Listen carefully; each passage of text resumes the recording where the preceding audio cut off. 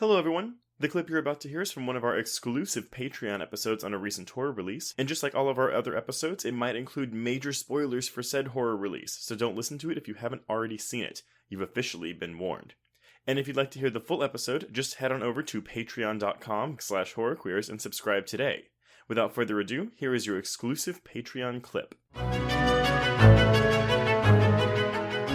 And this may sound ageist, but I do think that if you are older and probably have either A, suffered the loss of a parent, or B, suffered a parent who maybe is still alive but has gone through something like dementia, I think something like this is going to resonate more with you, or you'll maybe be clued into it earlier than others. I do think that younger... Well, I don't even want to say younger. I'm just going to say if you're a person who has had that experience, I think this is going to resonate more with you. And while it resonated with me, I don't truly know what it feels like because I haven't had to go through an experience like that. I'm glad you phrased it that way, because in previous conversations that we've had, you've said, I don't really know that I got everything that this film has to offer because I haven't suffered this loss. Mm-hmm. And I'm always very mindful about that because there's plenty of movies that involve experiences that we have never encountered, and they work for us just fine. But I think if we say, if you've gone through grief or loss, this might connect with you more strongly. I think that's a very fair thing to say.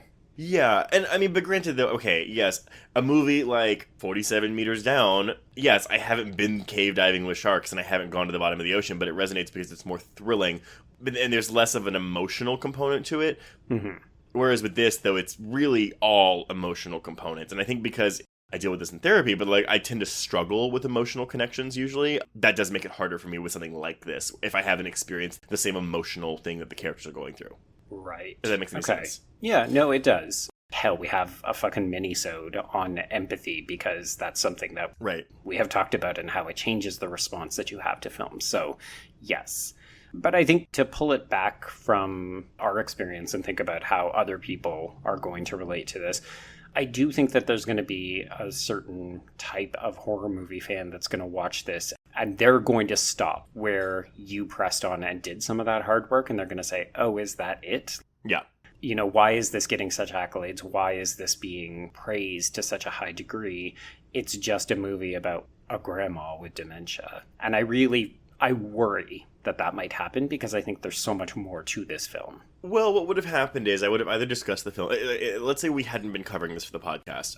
I would have either washed my hands of it and waited for a Relic ending explained article and hope that it was right. But this is a movie that I don't like those articles, and I know you don't either. But this is a movie where if you're gonna write one of those articles, this is probably a better choice of film to write one of those. It's a little more justified, yes, than 47 Meters Down Uncaged ending explained.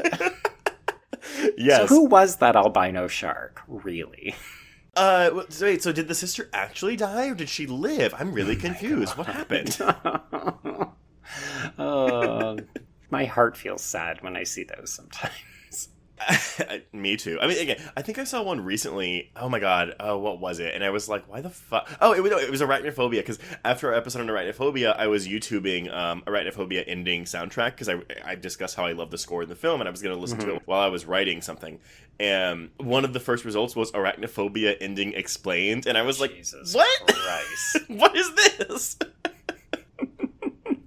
But I do think, though, that you're right, and I think that people will just walk away from this movie frustrated because it wasn't a scare fest like they were expecting. Yes, and if you aren't willing to do the work on it, you're not going to get this. And I'm not saying that's bad. I mean, you know, we're kind of in a time right now where motivation is lacking. And yeah, if you don't want to really kind of search inside yourself and just like really think about this experience of watching this movie, because it is kind of an experience, I don't even know if you're going to enjoy the film. Which, would I even say that I enjoyed this film? I don't know if I would say that, but I liked this film a lot.